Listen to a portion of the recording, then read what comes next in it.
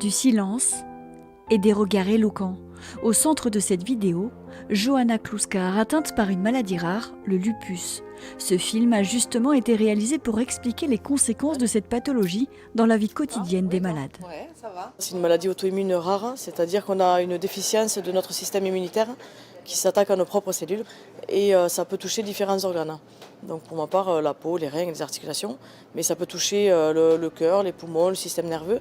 J'ai des douleurs articulaires sur mon lieu de travail, j'ai des douleurs au niveau des épaules ou au niveau du coude, comme on le démontre sur la vidéo. Et c'est pareil, c'est une fatigue très intense. Et lorsque les émotions sont trop fortes, des rougeurs peuvent apparaître sur la peau, parfois même des gonflements. Difficile alors de supporter le regard des autres. Mais dans l'entourage de Johanna, ses amis ne la considèrent pas comme une malade. Corinne en fait partie, elle l'a accompagnée sur le tournage du film. Après les 3 jours de vidéo, là, elle était fatiguée. Puis on a tourné dehors aussi, donc il faisait froid. Donc bon, voilà, on prenait souvent des nouvelles pour savoir si elle n'avait pas attrapé un gros rhume, la fatigue. Voilà, bon, après, mais ça ne reste pas le sujet principal.